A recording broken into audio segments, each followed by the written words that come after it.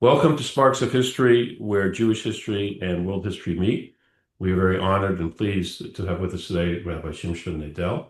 Rabbi Nadel studied at Yeshiva University's Rabbi Isaac Elchanan Theological Seminary, studying under his mentor, HaRav Moshe Dovid Tendler of blessed memory, and received smicha, among others, from Rabbi Zalman Nechemia Goldberg. Before moving to Israel in 2009, Rabbi Nadel served as a rabbi in Nebraska as well as in Connecticut.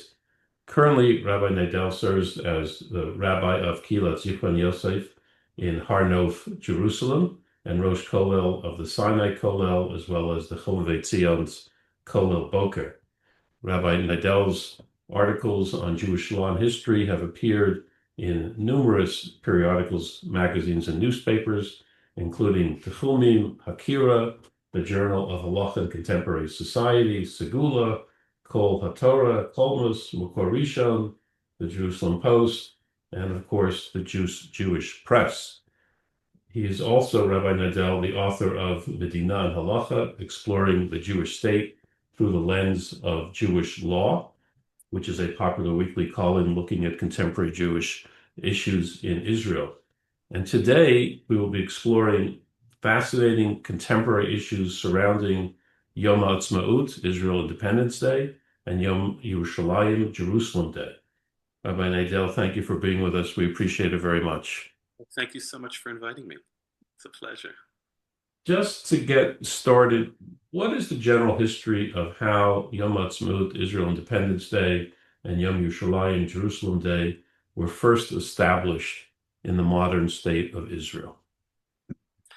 In many ways, the miraculous birth of the state of Israel is similar to the Exodus from Egypt. It all happened so fast, b'chipazon, with haste, without too much time to even think or plan. This nascent Jewish nation declares its independence on a Friday afternoon, just minutes before Shabbat, and is immediately thrust into war, fighting for its very existence. A year later, in advance of the first anniversary of Israel's independence, just a few short days before Pesach, members of the Knesset meet and discuss how to mark Israel's independence.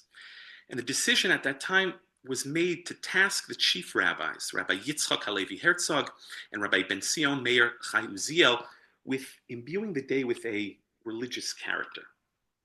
But it's right before Pesach, and just a few short weeks before the 5th of Iyar, Yom HaAtzmaut, Independence Day.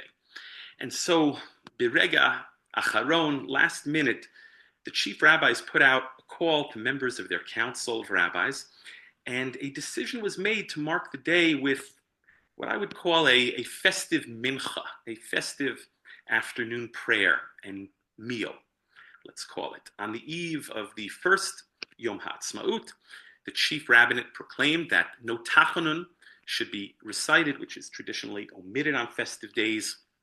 And at Mincha, a prayer should be recited for fallen soldiers. At Mincha, Hallel should be recited following the Amidah, the silent prayer, Hallel without a blessing. And the service should be concluded with a special drasha, a special sermon from the rabbi, following which there should be a festive meal, a Sudat Mitzvah, during which some Zmirot and songs and special psalms and poems of Yehuda Halevi, the great Spanish Jewish philosopher and poet, should be recited. So initially, it was really very minimal observance, very sparse. And over the years, once there was more time to think and plan, the religious observance of Yom HaAtzmaut really takes shape and evolves and changes and goes through different iterations and incarnations. And today, although there are different customs, and maybe we'll touch on that, but today it includes an evening service similar to a Friday night service, a Kabbalat Shabbat almost, with special psalms and special tefillot. Some communities, some synagogues will also recite Hallel at night. There's a special shacharit, which also is patterned after the shacharit, the morning prayer of Shabbat or Yom Tov. Again, Hallel is recited, some communities with a blessing, some communities without a blessing, on a day on which the Torah is read. If Yom HaAtzmaut falls out on a Monday or a Thursday. So there's even in some communities a special Torah reading, a type of Haftorah even. When Rabbi Shlomo Goren becomes the chief rabbi of the state of Israel, he adds to the religious observance of Yom HaAtzmaut and Yom Yerushalayim, enhancing those days with even more religious observance. And these days, they evolve. They are what I would call days in transition, and in some ways, even to this day, continue to evolve. So, in terms of the evolution, Israel Independence Day, obviously from 48, first one, and 49, with these festive commemorations. How was Yom Yerushalayim, Jerusalem Day in 67? How was that process played out in comparison to the process of development of Israel Independence Day? Well, in many ways, it was patterned after Yom HaAtzmaut. By 1967, Yom HaAtzmaut and the religious observance of the day had already taken shape. And there were already standard customs, let's say, and even booklets printed. Today you have fancy machzorim in Hebrew and even with English translation that include a lot of nice material. But by 1967, Yom HaAtzmaut had already crystallized as the day of religious observance, as a Yom Tov. And so in many ways, the chief rabbis at the time looked to Yom HaAtzmaut when creating Yom Yerushalayim. Unfortunately, because the state of Israel took its time to proclaim Yom Yerushalayim as an official holiday, as an official, let's say, state holiday, a national holiday. So I think that also affected its observance. And unfortunately, today, Yom Yerushalayim is only really celebrated by, I would say, the religious Zionist community. In general, because, as I said, it was so last minute and kind of thrown together, Birega Acharon, there was a lot of confusion and lack of clarity since the inception of Yom HaAtzmaut. And so even the religious Zionist community, which observes both of these days, Yom HaAtzmaut and Yom Yerushalayim, as Yamim Tovim, and sees the tremendous religious significance and meaning in these days, and understands that these days are days which deserve, even demand religious expression. Nevertheless, as I said, different communities observe different customs. Some have Hallel at night, some just in the morning, some both Hallel at night and in the morning, with a blessing, without a blessing, reading the Torah, saying certain tefillot. But due to the fact that this was all thrown together last minute and there was a lot of confusion and lack of clarity, I think that explains why, different communities don't all observe these days the same way. Okay. If that makes sense. Yes, no, absolutely. If we look back at Jewish history, what are some of the examples in Jewish history and Jewish tradition where holidays came up that weren't part of the normal tradition, the three major holidays, Purim, Hanukkah, whatever, that one can look at as precedents for Yom HaAtzmaut and for Yom Yerushalayim? I know you've written about this extensively. What are some of the examples and what issues do they attempt to address when bringing up these precedents? That's such an important question, because at the time, the chief rabbis faced a lot of opposition. And even today, there's a lot of opposition.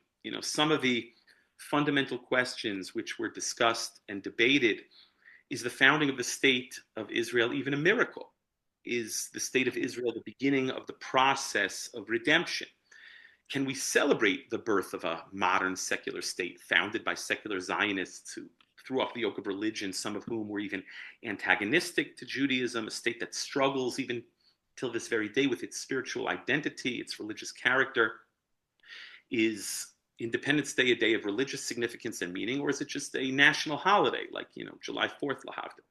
Is it a day to be celebrated? After all, the moment we declared our independence, we were thrust into war, which resulted in the loss of life. And then also more technical questions, halachic hurdles, if you will, like can we celebrate during Sfirat HaOmer, this period between Pesach and Shavuot, when we observe customs of mourning? And we don't make weddings or celebrate with live music. And can you recite Hallel with a blessing, without a blessing? Is that permitted according to Jewish law? And under what circumstances? And do we even have the authority today to establish new holidays? So the chief rabbinate, together with leading authorities, looked to precedents in Jewish history for creating a holiday to mark some miraculous salvation. The historical record is rich with accounts of Jewish communities and individuals creating days like Purim to celebrate some sort of miracle. The earliest halachic discussion is a ruling of the Maram al-Ashkar.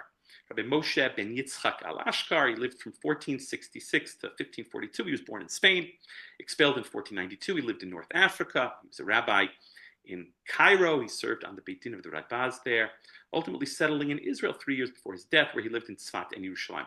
And he was a major posek, a major authority. He received questions from Jewish communities across the world. In fact, he would complain that answering these many inquiries would take up too much of his time, kind of like my life on Erev Pesach, when you get all sorts of questions, when my wife just really needs me to kasher the oven. Well, he was posed a question by the Jews of Lepanto, which today is Nafpaktos. It's a coastal town in western Greece. And here was the question. The community there experienced some, as he records, nes gadol, some sort of great miracle. It's unclear from the tshuva, from his response, exactly what took place, but most likely, they faced some sort of threat, some sort of persecution, perhaps. Their lives were in danger. I've seen both in print and I've heard rabbis associated with the famous Battle of Lepanto, but that actually was in 1571 after the death of the Maram al-Ashkar. So it had nothing to do with the Battle of Lepanto, but the Jewish community of Lepanto had some sort of miracle happen to them, some sort of salvation, and they posed the following question. They had established, or the leaders of the Jewish community had established a holiday like Purim to be celebrated on the 11th of Tevet, to give thanks to God for this miraculous salvation. And they imposed this on future generations, even those no longer living in the community. So some members of the community inquired of the Maram al-Ashkar, number one, if the leaders of the community even have the authority to establish a holiday, and two, is it binding for those no longer living in the community and for future generations? And the Maram al-Ashkar cited a passage in Bava Batra in the Talmud which permits the leaders of a city to institute binding decrees on its residents. And he rules that indeed the communal leaders have the authority to establish such a holiday, and it is indeed binding upon the members of the community, present and future. But that ruling was not without controversy. The Pri Chadash, Rabbi Chizkiah de Silva, writing a century later, was very uncomfortable with this. He lived from 1659 to 1698. He was born in Livorno, Italy. He too moves to Israel at about the age of 20, moving to Yerushalayim. And in a responsum, he's very critical of communities like Lepanto and also communities in Egypt who had established holidays. In a number of other places, he takes issue with the Jewish community in Cairo for other reasons as well. But here he bases his objection on Megillat Ta'anit, the scroll of the fasts. Fascinating, I don't know what you'd call it, a piece of rabbinic literature. It's a list, really, of 35 or 36 festivals which were observed during the Second Temple period. And on these dates, it is prohibited to fast or to eulogize. And the Pri Chadash cites a passage in the Talmud, in my tractate Rosh Hashanah, Masechet Rosh Hashanah, which relates that there's a machloket, a dispute, whether or not this scroll of the fasts, together with all the festivals described therein, become null and void following the destruction of the temple. And it's based on a verse in Zechariah chapter 8. In any case, the Pri Chadash rules that a community does not have the authority to declare new festivals, today all the more so an individual. But Rabbi Moshe Sofer, the revered Katam Sofer, he defends the practice of instituting new holidays and argues that even according to the opinion that the scroll of the fasts is batel u'mevutal, it's null and void today, following the destruction of the temple, the holidays of Chanukah and Purim were never nullified. They're the exceptions to the rule. Megillat Ta'anit, the scroll of the fasts, lists festivals that were connected to the Holy Temple. But as he writes, the observance of Purim and Chanukah is even outside the Holy Temple. And so according to the Katam Sofer, these new festivals created by communities or individuals to commemorate some sort of miraculous salvation, they are patterned after Purim and Chanukah and are therefore permissible. And it's fascinating. He concludes his response by noting how he and his rabbi and mentor, Rabbi Natan Adler, were careful to observe Purim Frankfurt, also known as Purim Vincennes, even when they were no longer living in Frankfurt. The Katam Sofer, of course, was the rabbi in Rosh Yeshiva in Presburg, which today is Bratislava in modern-day Slovakia. Now, what was Purim Frankfurt, or Purim Vincennes? It's a wonderful story. There was an individual by the name of Vincennes Fettmilch, who was a grocer and gingerbread baker. You can't make this stuff up. And he led a populist uprising in Germany between 1612 to 1616. And he demanded lower cost of living and lower prices and wanted to get rid of foreigners and competition. Sounds a lot like what is happening today in many parts of the world. And when things are bad, economically, who do you blame? Of course, you blame the Jews. They blamed the Jews, whom they viewed as competition and usurers, which was true. Jews did engage, of course, in the medieval period in usury. They lent with interest because they were banned from the guilds. And on August 22nd of 1614, this Fettmilch led a mob that stormed the Judengasse, the Jews' lane, and they attacked the Jewish community there, stealing, looting, forcing the Jews to leave until the emperor himself intervened. And on February the 28th of 1616, almost 2 years later, on the 20th of Adar, this Fettmilch and 6 others were hanged in Frankfurt's Ross Market, Horse Market Square. The square is still there today in the center of the city. I've seen it a number of times on my visits to Frankfurt. And on that same day, the Jews were led back into Frankfurt by imperial soldiers. And above the gates of the Judengasse, they placed a stone which had the image of the imperial eagle, and it bore the inscription protected by the Roman imperial majesty and the Holy Empire. And so the Jewish community of Frankfurt established that day, the 20th of Adar, as Purim Frankfurt. That day is still observed and marked by the Jewish community of Frankfurt today.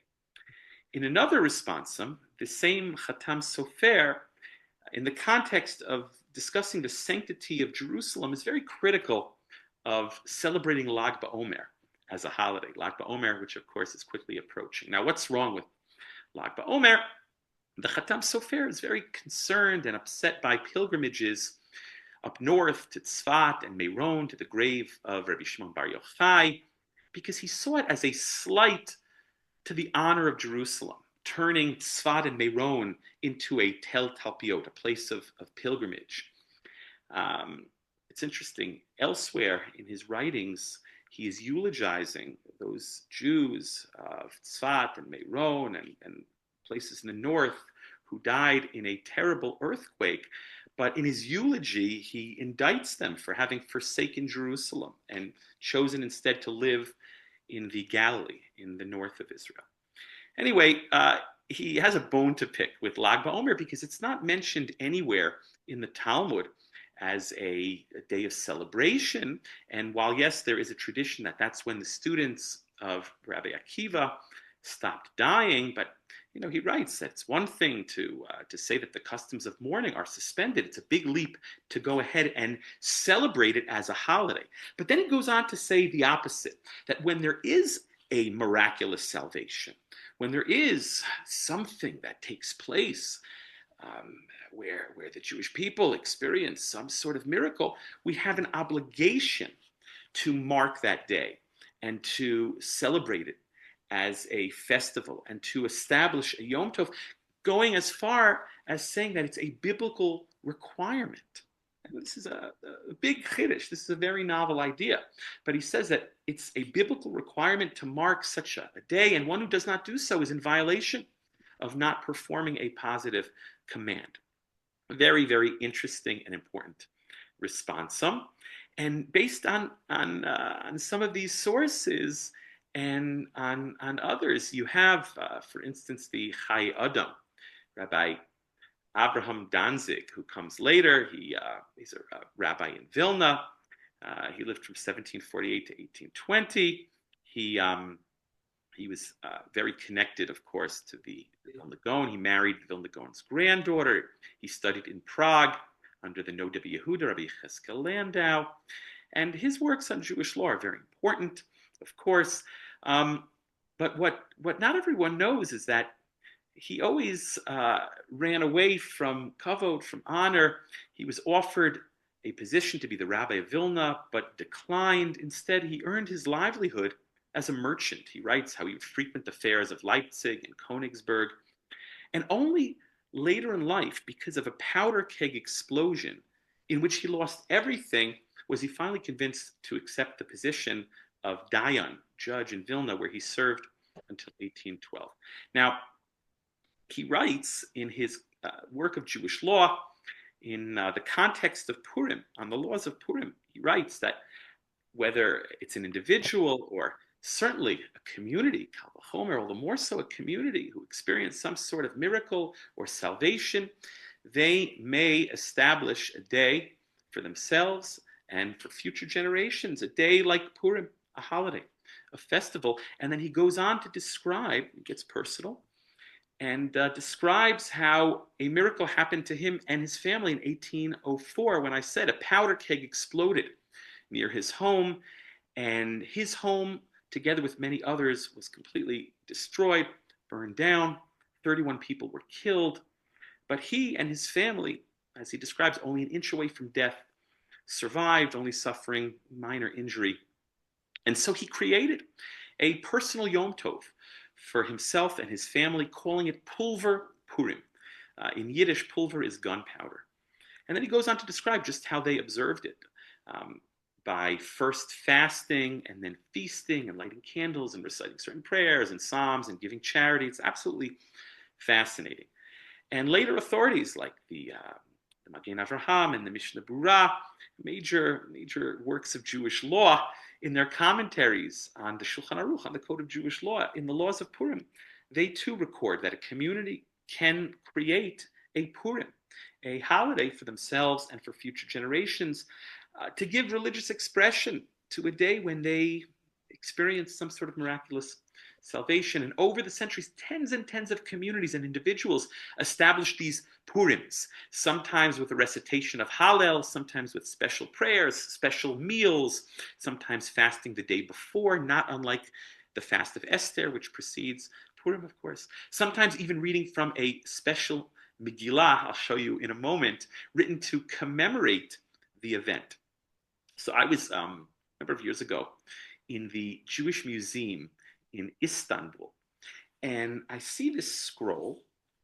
It says it's this scroll from Saragossa, and I'm looking at it, and it begins almost like the Esther scroll, but instead it says Vayehi Bimei Alfonso, right? Or I couldn't really make out what it said, but here for your viewers, and I'll send you the image. But if you can see, here is this what I would call a Saragossa scroll, okay?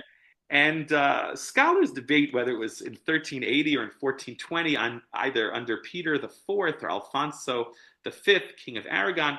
There was a Meshumud by the name of Marcos, someone who had left Judaism, left the fold, an apostate, and converted to Christianity, and he wanted to get the Jewish community in trouble. As the story goes, and as this Megillah describes, each year the Jews would attend a parade in honor of the king, and they would bring their beautiful Torah scrolls out into the street to honor the king.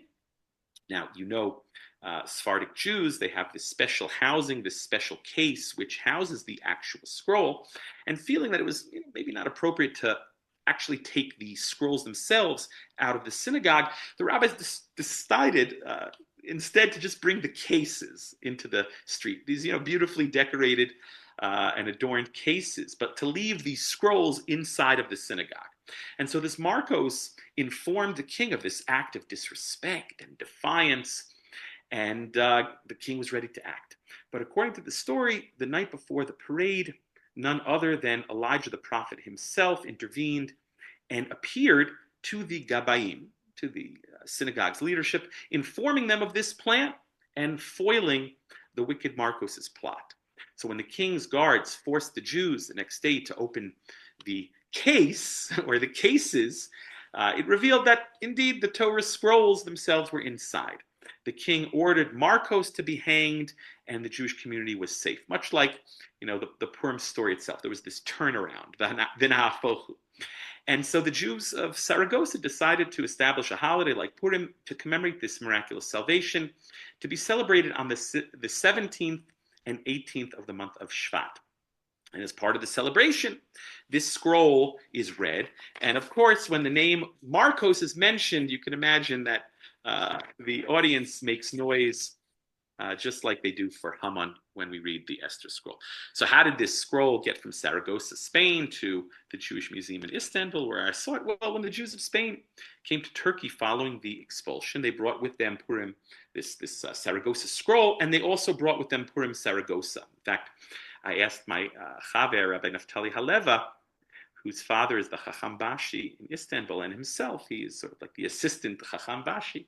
I asked him, and he said, the holiday is still observed today. I also here have at the bottom another scroll. This I saw at the Jewish Museum in Budapest, which is inside of the Dohani Synagogue.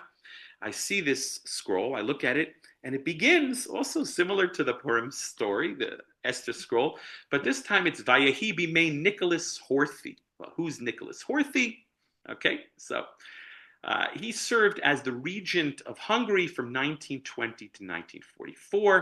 In 1938, of course, Hungary allied itself with Germany, and Horthy was terrible to the Jews. And so the scroll tells the story of what the Jews of Hungary endured before and during the war, and describes their salvation.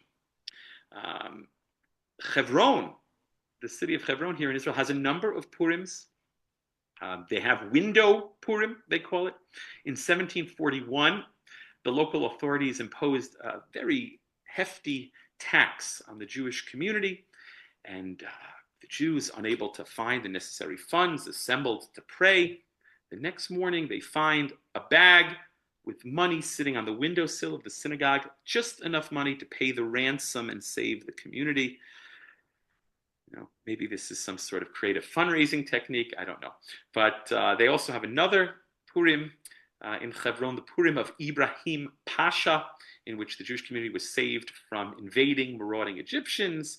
And by the way, Hebron already celebrates both on the 14th and 15th of Adar, 2 days of Purim, because there's a doubt whether they should celebrate on the 14th or 15th. So they already celebrate 2 days of Purim. So Hebron actually has 4 days of Purim. I guess there is never enough Purim. A Ganzjahr Freilich, as they say. Maimonides himself, as I said, it wasn't only communities, but individuals. We mentioned the Chai Adam, who established Pulver Purim for his family. The Rambam, Maimonides, writes that in 1165, when he was traveling by boat to Israel, there was a terrible storm.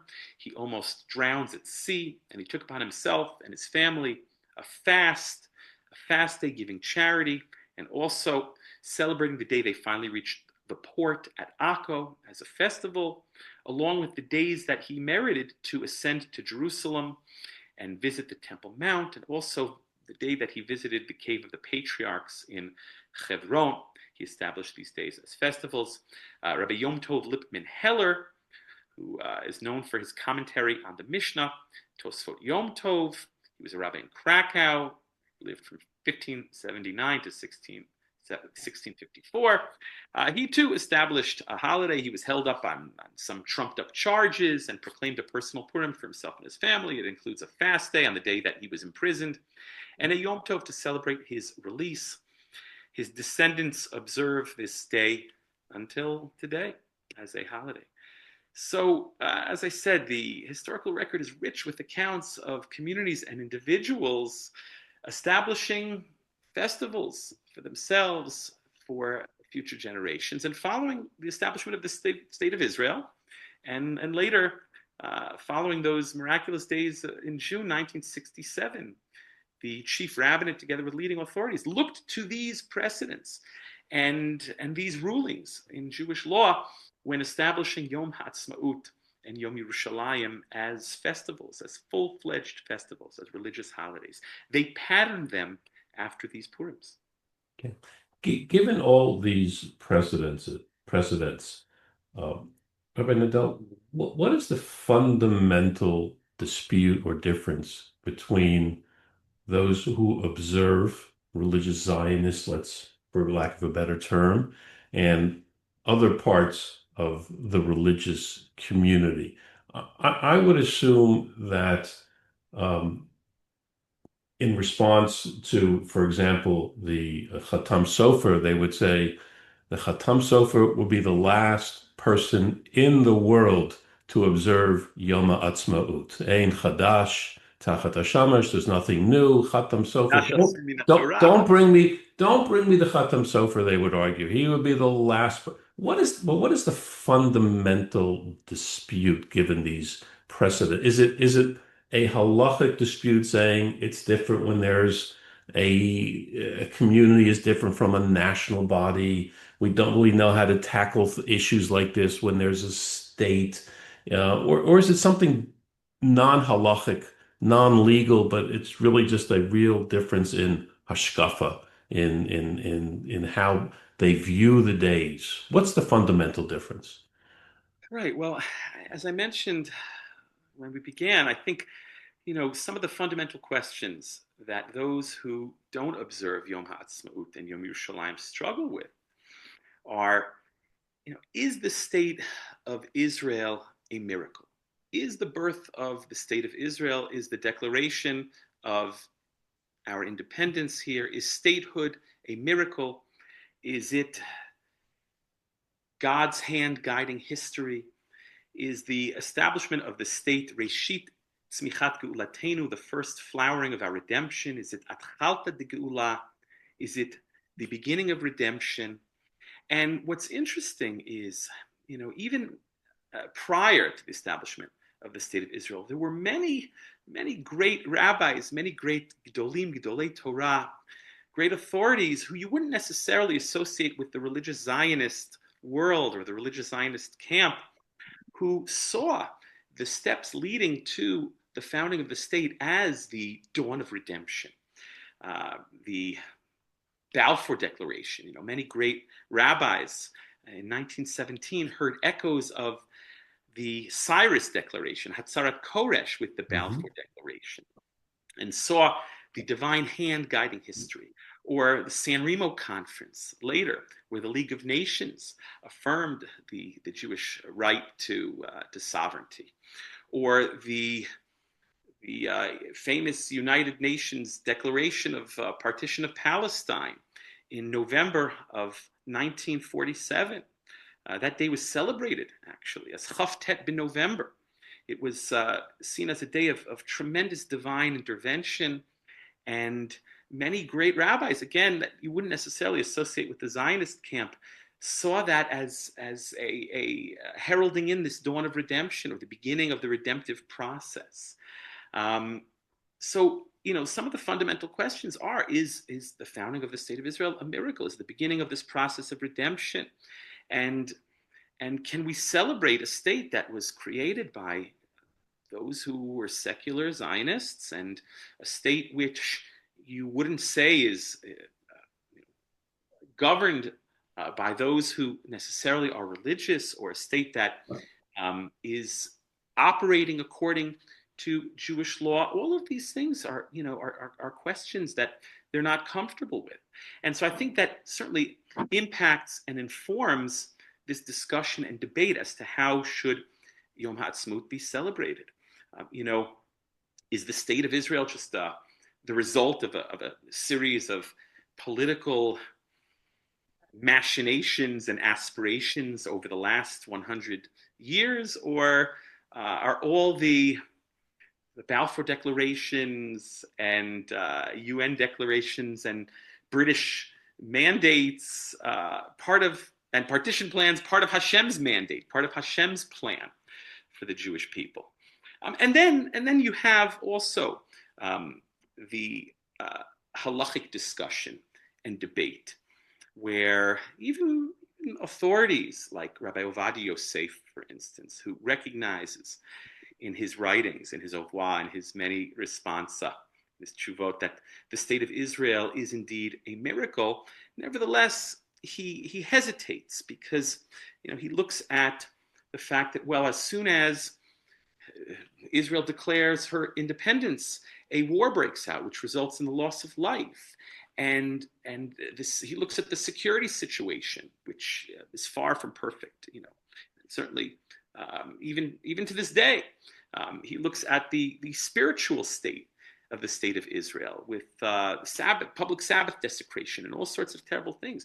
And what he writes, and this opinion is reflected even by some authorities who recognize that the establishment of the state is perhaps a step in the process of redemption, but nevertheless, maybe we can't celebrate it fully with Hallel, with a blessing, for instance, because we are not zoche. We have not yet merited to see the complete and final redemption realized. And is there approach? Right. Yeah. Is there approach, for example, that says, like you mentioned now, Rabbi Nadel, the state of Israel objectively miraculous in Jewish history, Yom Yerushalayim, miraculous. However, putting aside the security issues and where we are in the redemptive process, the halacha issues are just too complicated. I have no problem putting a white tablecloth and having a nice Seudah Yom HaAtzmaut afternoon, but now I got to get into a bracha and Hallel with a bracha, not a bracha. I've got to get into Sfirat HaOmer and how that interrupts. All the other issues. Is that an approach as well, or not? Sure. And that certainly was the approach of Rabbi Yosef Dov Halevi Soloveitchik, the Rav, who, on the one hand, was a proud religious Zionist and felt that the establishment of the state of Israel is God literally knocking on our door. In his famous essay called Dodito Fake, he calls upon us to hear the 6 knocks. God was banging on the door, so to speak, with the establishment of the state of Israel on the battlefield, in the political world, in the international community, in the religious community. He certainly saw that the establishment of the state of Israel is a great miracle and a step in the redemptive process. But, he was not comfortable with all of these innovations in prayer and Hallel with the blessing, and a lot of the innovations of Rabbi Goren and the different the prayers and the Torah readings that I mentioned at the beginning of our conversation. And in general, he was very conservative when it came to innovations in Nusach HaTfilah, in the liturgy, in prayer and customs, rejecting a lot of these new things and these innovations, and was personally uncomfortable with it. But he recognized that you have to still mark the day, and so he instructed his students to recite Hallel at the end of the prayer service, not in its normal place, but at the end and without a blessing, demonstrating that it's not really fully incorporated in the prayer, but it's at the end. We're going to mark the day, but he was a little hesitant. He hedged a little bit, and so you do have those who feel that the establishment of the state of Israel is a miracle, but are not necessarily comfortable with some of these customs and practices and innovations. When you But look, I do think, I mean, look, and this is maybe a separate question for another time, but I do think that once the chief rabbinate, together with leading authorities, um, they establish these days as festivals and instruct us as to how these days should be observed. I think there should be some sort of significance to that as well. That that there should be some deference and reverence given to an official enactment of the chief rabbinate. But again, that raises a larger discussion for another time as to the chief rabbinate in itself, or in and of itself, and the authority of the chief rabbinate today, and how many in the religious community relate to the chief rabbinate and their enactments. when you look at a day like Yom HaAtzmaut, because as you mentioned, Jerusalem Day is quite different. I mean, I have met people here in Israel who don't even know about Yom Yerushalayim, Jerusalem Day. I've met people who have never even been to Jerusalem who live here in the country, which is mind-boggling. So, but Yom HaAtzmaut, the celebration in society, Israeli society at large, has also changed. Initially, there were military parades, tank rollings through the streets. That kind of became, it was too militaristic. Then it was, I remember when I initially came to Israel, everyone was bopping each other with little plastic hammers. And now, if you don't make a barbecue, right? If you don't make a barbecue today, then, you're just not, you're nobody. You have to make a barbecue. As you look at this evolution, how would you like to see Yom HaAtzmaut celebrated? How could it unify different sectors of Israelis? Does it have the power, or are the ways people are looking at it so different in their outlook that it really isn't a unifying factor in Israel? Yeah. Well, first of all, as I said at the beginning of our conversation, even the religious Zionist community that understands that these days are days of tremendous religious significance and deserve religious expression, for a number of reasons. As I said, maybe because things were thrown together so last minute and there was confusion and a lack of clarity. Even the religious Zionist community doesn't all celebrate the day the same way, and I think that's a shame. But at least they celebrate it. I What's interesting is that in the early days of statehood, when things were much simpler times, when we couldn't afford to be sectarian, we were all fighting for our lives, our very existence, for this country together. You look at pictures from the War of Independence, and you see a secular kibbutznik alongside a religious Jew. You might call him a Haredi Jew with a beard and payas and a yarmulke. And in the early days of statehood, Yom HaAtzmaut was celebrated by the broad religious spectrum, even in the religious, or let's say the Haredi community, if you call it, today. If you look at The Israeli flag on top of Panovich, as an example. well, what's interesting, if you look at newspapers from the period, and I've done some research, you find newspapers describing Yom HaAtzmaut observance in Bnei Brak, how Hallel was sung in Bnei Brak's great synagogue, and Hasidic men are dressed in festive frocks in the Bekisha with the shtreimel, the fur hats, and dancing in her streets, and Israeli flags were proudly waving in religious neighborhoods, in what you might call today Haredi neighborhoods. Even the Agudat Israel encouraging people to place the Israeli flag in their windows. It was marked in yeshivot like Hebron and Panovich. You mentioned that the flag was flown over Panovich. Even to this day, it's flown over Panovich, although, as someone once pointed out, it's only flown for a few minutes out of deference to its founder of Yosef Kahaneman, who began the practice, who had positive feelings towards the state. And they supposedly, from what I've been told, place someone there to make sure that no one takes it off or runs away with it. But in the early days of statehood, when things were much simpler, many recognized that the establishment of the state was indeed a miracle, and and should be celebrated. And here actually, and I'll send this to you as well. You can share with your audience. But here is an editorial which appeared in Hebrew in the Hebrew edition of Hamodia, the newspaper of the Agudath Israel, one of the most popular, I would say, popular Haredi newspapers in print. It's still in print today in Hebrew and in English. And it was calling on its readers to celebrate Israel's third birthday. This was published on the 4th of Iyar in 1951. And if you'd like, I could read a few lines. Certainly, please. I'll translate into English, but this was written in Hebrew. All over the country and throughout the diaspora, we will celebrate the State of Israel's third Independence Day with military demonstrations, stately ceremonies and gatherings across the country and the diaspora, together with tens and hundreds of displays and expressions of joy, where the masses will express their excitement for this major historical event.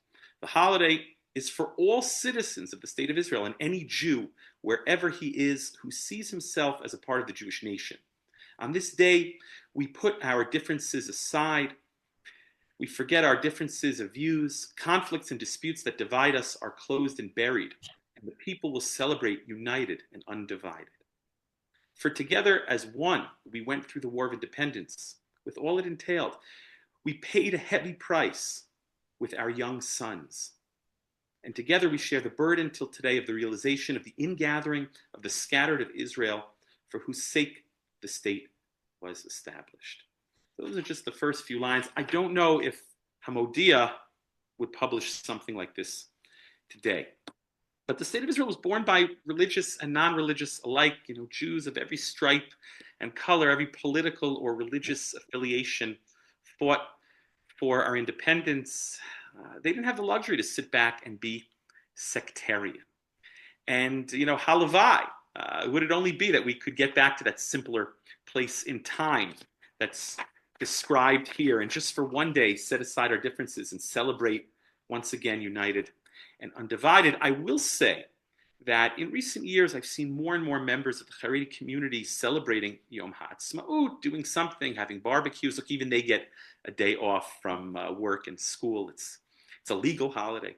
And I think since October 7th, I think in light of October 7th, maybe Yom HaAtzmaut has been imbued with a new meaning.